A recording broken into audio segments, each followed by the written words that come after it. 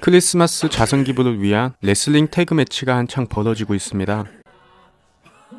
여성팀에 보존 중인 가면을 한 이 남자는 주인공인 마스크 M.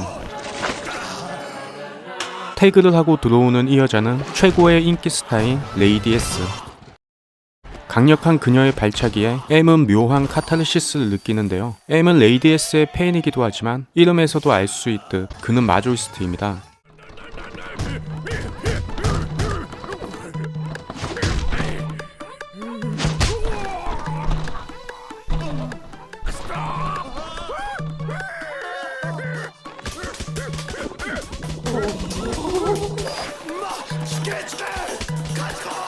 파트너가 당하는 모습을 부러워하는 그는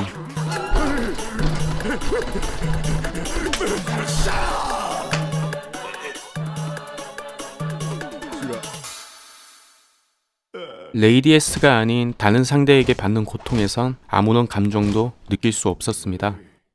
짜증나는 공격은 M의 심기를 건드리고 화가 난 그의 공격에 거구의 레슬러는 쓰러져 버리는데요. M은 당황스러웠습니다. 경기의 결과는 여성팀이 승리하도록 이미 주최 측과 결정되어 있었는데요. 바로 경기 후 인기 스타였던 레이디 S의 장난감을 팔기 위해서였죠. 그 바람에 사장은 화가 머리 끝까지 나서 M을 찾아가지만 M과 그의 파트너는 이미 도망친 후였습니다. 사장이 팔려고 준비해둔 레이디 S의 장난감 박스도 출전료 대신 들고 가버리죠. 경기장을 벗어나고 말끔하게 환복을 한 M의 진짜 이름은 마키 로미오. 현실에서의 그의 모습은 어떨까요?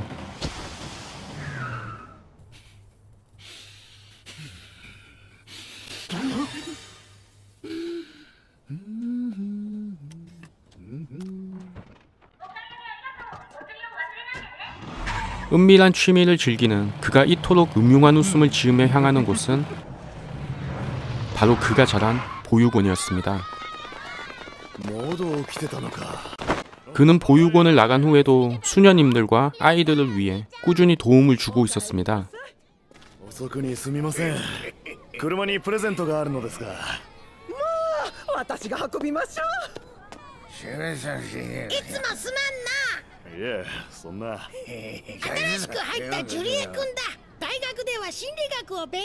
새로운 수녀 줄리엣에게 한눈에 반해버린 마키.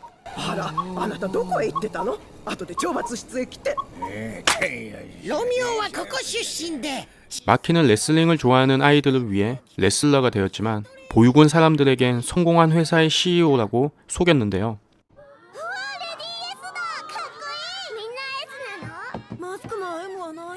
마키는 아이들에게 선물을 주고 아이들은 레이디 S의 장난감에 크게 기뻐합니다.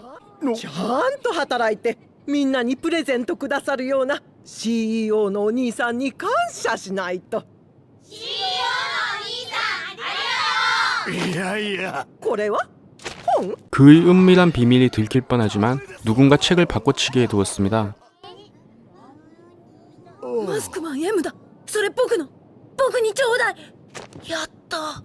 아이들은 연말에 열리는 레슬링 경기를 보고 싶어 하지만 큰 수녀님은 레슬링이 마음에 들지 않았습니다. 그리고 레슬러들을 가면을 쓰고 정체를 감춘 짐승들이나 하는 싸움이라고 힐난하죠.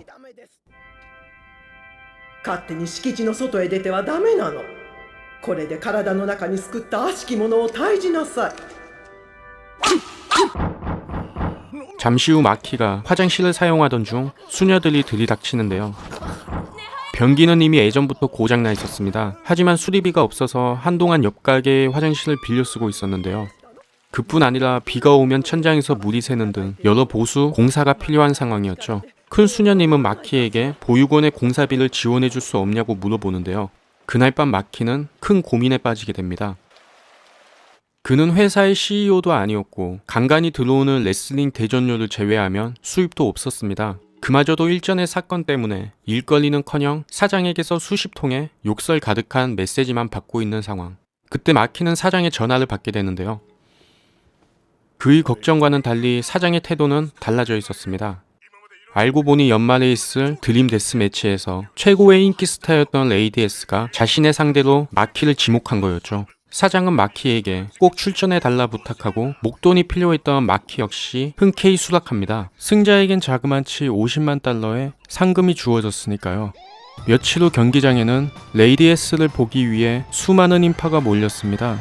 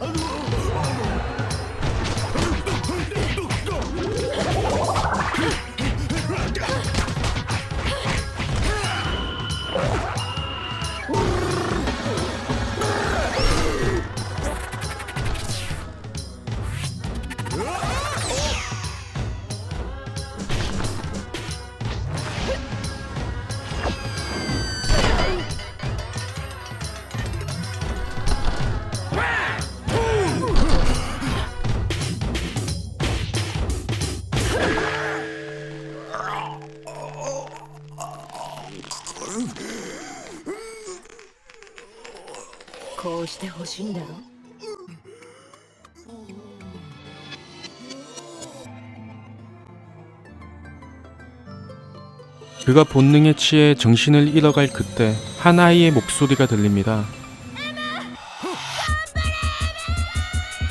一生下町のドブの中で夢に浸ってな。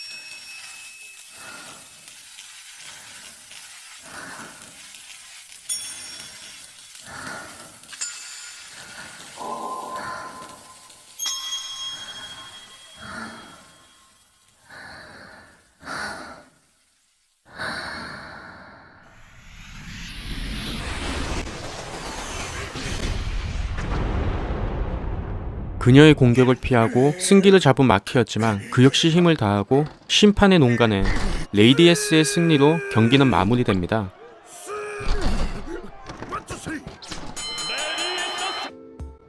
비록 경기에서 졌지만 그가 보여준 열정과 끈기는 경기를 본 많은 사람들의 가슴에 불을 지피고 마키는 유명세를 타게 됩니다. 기사에는 상금을 받은 레이디 S에 대한 기사도 나오는데요. 그녀는 그 많은 상금을 어디에다 썼을까요?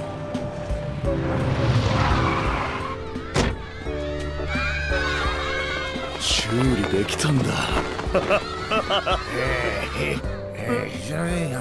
よくあんな大金振り込めたな。私は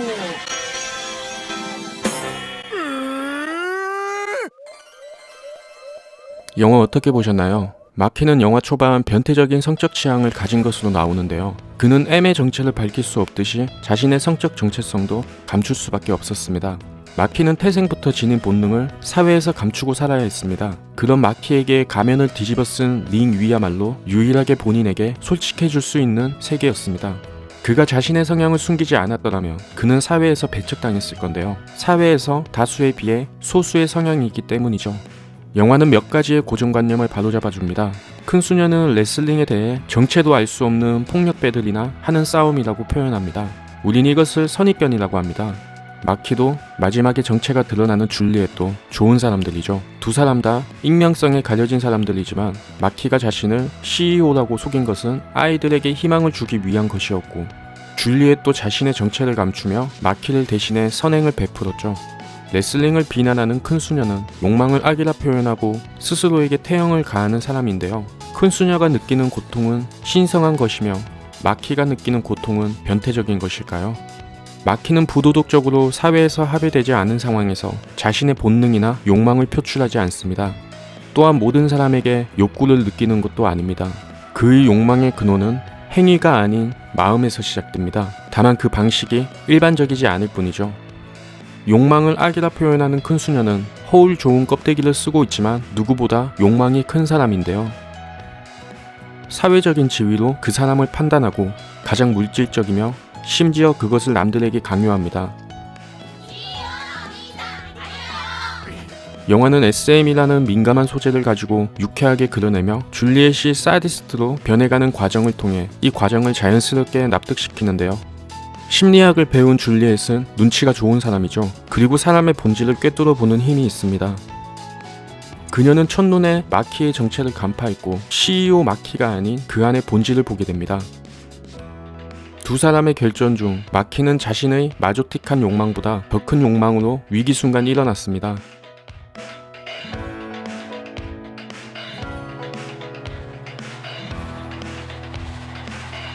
줄리엣이 사디스트에 눈을 떴을 때 그 계기가 된 것 또한 가학에서 오는 카타르시스가 아닌 마키라는 인간의 본질에서 오는 따뜻한 마음 때문이었습니다.